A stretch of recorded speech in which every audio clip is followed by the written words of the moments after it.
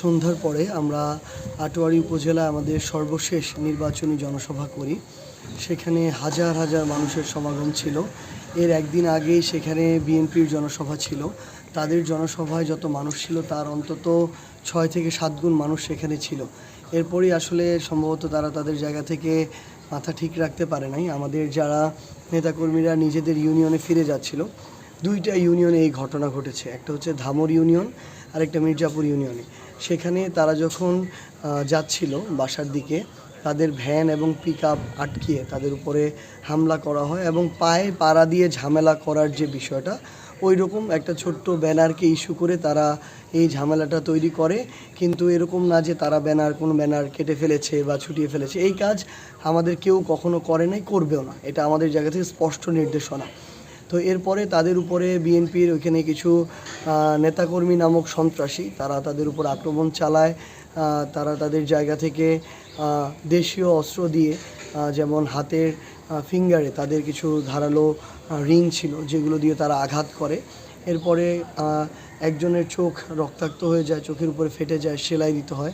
হসপিটালে এখন পর্যন্ত 4 জন ভর্তি আছে এবং আরও 4 জন ট্রিটমেন্ট নিয়েছে। মোট এরকম 8 জন আহত হয়েছে। এরপরই ঘটনা যখন তাদের নেতারা, ইউনিয়ন সভাপতি, উপজেলা সেক্রেটারি বিএনপির যখন জানতে পারে এরকম হয়েছে, তারা সেই জায়গায় গিয়ে তারা নিজেরা অভিনয় শুরু করে। তারা অ্যাম্বুলেন্স ডাকে, তাদেরকে কেউ স্পর্শ করে নাই, তারপরও তারা নিজের অ্যাম্বুলেন্সে করে হসপিটালে এসে ভর্তি হয়। তো তারা যদি মনে করে যে এই ধরনের রাজনৈতিক নোংরামি করে আরেকজনের উপর আক্রমণ করে নিজে অভিনয় করে ওই দায় আবার আরেকজনের উপরে চাপাবে, এটা আসলে রাজনৈতিক নোংরামি ছাড়া কিছুই না।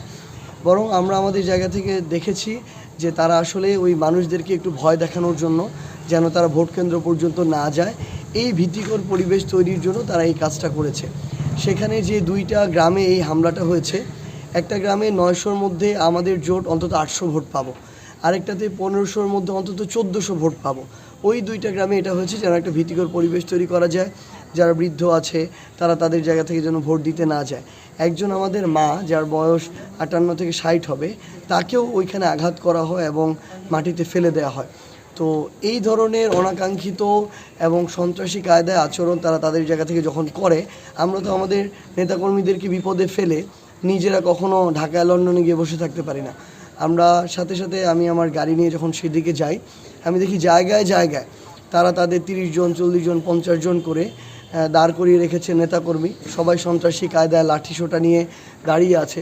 তো আমার গাড়িতে যখন আমি যাচ্ছিলাম, ভিতরে যে আমি ছিলাম এটা হয়তো তারা জানতো না, তারা একইভাবে লাঠি নিয়ে তেড় এসেছে আমার গাড়িতে আঘাত করার জন্য, দাঁড়ানোর জন্য বলতেছিল সবাই মিলে। তো আমি যখন দাঁড়াই, তারা যখন আমার জায়গা থেকে, আমি যখন গাড়িতে আক্রমণ করতে আসে, তখন আমি গাড়ি থেকে বের হই এবং তখনই তারা লাঠিটা বাইরে ফেলে দেয়। আমরা তারপর আমাদের গাড়িতে ক্যামেরা ছিল, সেখানে এই ভিডিও ধারণ হয়, আমরা এই ভিডিওটি আপনাদেরকে দিব।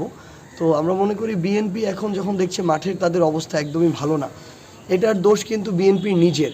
তাদের নেতাকর্মীগুলো বিগত 1 বছর 3-4 মাসে যে অপকর্ম করেছে, এই ফল তাদেরকে ভোগ করতেই হবে।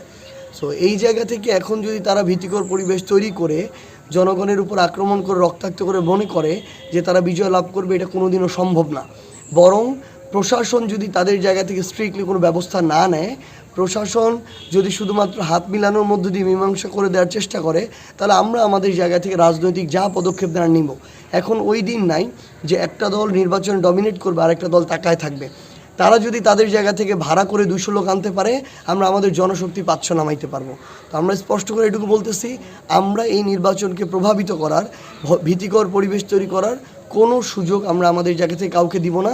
আর তাদেরকে এটুকু বলতে চাই যে ওই হসপিটালে গিয়ে ভর্তি হলেই নাটকটা সম্পূর্ণ হয় না। কারণ মেডিকেল রিপোর্টে কেউ আঘাতপ্রাপ্ত যদি না হয়, ওইটা মেডিকেল রিপোর্টে আসে না। এমন আমরা শুনলাম তারা নাকি নিজেরাই একটু বিভিন্ন জায়গায় ঘষাঘষি করে হাতে একটু কাটার চেষ্টা করতেছিল আর কি। তো এই ধরনের নোংরামি না করে মানুষের কাছে ভোট চাইতে গেলে কয়েকটা ভোট বাড়তে পারে, কিন্তু তারা যে ভীতিকর পরিবেশ তৈরি করতেছে, এখানে বরং দিনে দিনে তাদের ভোট কমতেছে, প্রতি ঘন্টায় ভোট কমতেছে। আমি খুব স্বাভাবিকভাবেই তাদের প্রতিনিধি হিসেবে তাদের কাছে ছুটে যেতেই হবে। এতে যদি আমার উপর আক্রমণ হয়, আমার কিচ্ছু যায় আসে না। কারণ আমি যদি আমার কর্মীদেরকে প্রোটেক্ট না করতে পারি, তাহলে আমি কিসের নেতা? তো সেই জায়গা থেকে আমি যখন সেদিকে যাই, আমি বললাম যে প্রত্যেকটা পয়েন্টে পয়েন্টে তাদের লোক দাঁড়ানো ছিল, 30 জন, 40 জন, 50 জন করে। তারা সেগুলো দিয়ে হাত দিয়ে ইশারা দিচ্ছিল, লাঠি দিয়ে ইশারা দিচ্ছিল দাঁড়ানোর জন্য।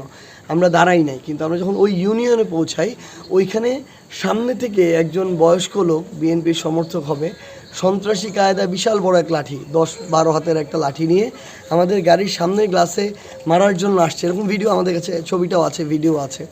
তো আবার পিছন থেকে ওরা ওদের জায়গা থেকে লাঠি নিয়ে আছে, ডাকছে। তো আমার তো দাঁড়াইতে হবে, না দাঁড়াইলে হয় সামনের লাঠি পড়বে, না হলে আর যদি আমি আমার জায়গা থেকে চালায় যাই তাহলে ওই মানুষটা অ্যাক্সিডেন্টের শিকার হবে, দুর্ঘটনা হইতে পারে। আমরা তখন দাঁড়িয়েছি, সেই জায়গায় আমরা দেখলাম উনি লাঠি নিয়ে তেড়ে আসছে আমাদেরকে মারার জন্য। আমি সামনে বসেছিলাম, পিছন থেকে অন্যান্য নেতাকর্মীরা আবার পিছন থেকে দৌড়ে আসছে আক্রমণ করার জন্য। তো এটা দেখেই তারা তো হয়তো জানতো না ওই গাড়িতে আমি আছি, আমি সাথে সাথে বের হই। তো সেইখানে আমাকে দেখেই তারা একটু মানে বিব্রতকর পরিস্থিতিতে পড়ে। তো এর মধ্যে যার হাতে অনেক বড় লাঠিটা ছিল, আমি ক্যামেরা বের করি এটা ভিডিও করার জন্য, সে সাথে সাথে লাঠিটা ওইখান থেকে ফেলে দেয়। কিন্তু তারপরও পিছন থেকে সবাই মানে পুরো মারমুখী, তাদের কথা হচ্ছে ওই স্পটে আমরা যাইতে পারবো না, আমাদের এনসিপির কেউ ওইদিকে যেতে পারবে না, ওই জায়গায় দাঁড়ায় থাকতে হবে। মানে ওইটা মনে হয় তাদের মানে বাবাদের রাজ্য আর কি, যেখানে তারা একটা ভয়ের ত্রাসের রাজ্য কায়েম করে রাখছে। এটা হচ্ছে বিএনপির সন্ত্রাসীদের রাজ্য, এখানে কেউ ঢুকতে পারবে না। এইরকম যদি তারা মনে করে এই 24 অভ্যুত্থান পরবর্তী সময় করে রাখবে, এই সুযোগ আমরা আমাদের জায়গাতে কখনোই কাউকে দিব না। আর আরেকটা জিনিস হচ্ছে তাদেরকে একটু মানে বলবেন যে তাদের যেন মানে নির্বাচনে মাঠের অবস্থা দেখে তাদের আসলে মাথা এখন আর ঠিক নাই। এই জন্য তারা কাউকে হয়তো বা বিভিন্ন জনকে এখন বন্দুকের কায়দায় দেখে, পিস্তলের কায়দায় দেখে, হইতে পারে আর কি। আকাশের চাঁদকেও তারা কয়েকদিন পরে হয়তো বা মানে সমুদ্র দেখতে পাবে। তো এই জন্য তারা এই কথাগুলো বলে। আমরা তো আমাদের জায়গা থেকে সাধারণ মানুষগুলো গিয়েছি, তারা আমাদের উপর আক্রমণ করছিল, আমরা তো তাদের সামনে গিয়ে দাঁড়িয়ে শুধু থামানোর চেষ্টা করেছিলাম। তো তারপর আমি রাগ করে বলছিলাম যে তারা তাদের জায়গা থেকে কি সন্ত্রাসী কায়দায় আমাদেরকে মারতে চায়, সন্ত্রাসের রাষ্ট্র মানে কায়েম করতে চায়, তাহলে আমাকে আগে মারেন, দেখি আপনি কত বড় সন্ত্রাস হয়ে গেছেন আর কত বড় নেতা হয়ে গেছেন। তো সার্বিকভাবে আমাদের কাছে যেটা মনে হয় যে এখানে প্রশাসনের অনেক বড় একটা ব্যর্থতা আছে। আমাদের জেলা প্রশাসক যিনি রিটার্নিং অফিসার এবং তার যারা অধীনস্থ অফিসার আছে, তারা তাদের জায়গা থেকে শুধু নাম কাওয়াস্তে মীমাংসার কথা বলে। তারা মারলো, রক্তাক্ত করলো, সেলাই দিতে হইলো, হসপিটালাইজড, এখনও ভর্তি হয়ে আছে, আর তিনি গিয়ে হাত মিলায় দেয়। তাহলে আমরাও আজকে গিয়ে কাউকে মারি, মারার পরে তারপরে তিনি কালকে এসে তাকে হাত মিলায় দেখ। এই ধরনের আমি মনে করি প্রশাসন যদি তাদের জায়গা থেকে স্ট্রিক্ট বোল্ডলি একটা প্রশাসনিক আইনগত ব্যবস্থা নেওয়ার সক্ষমতা না থাকে, আমরা মনে করি তাদের প্রশাসনের দায়িত্ব পালন করা উচিত না। তাদের এই বারংবার ব্যর্থতার কারণেই আজকে বিএনপির কিছু সন্ত্রাসীরা এই ধরনের সাহস করতে পেরেছে।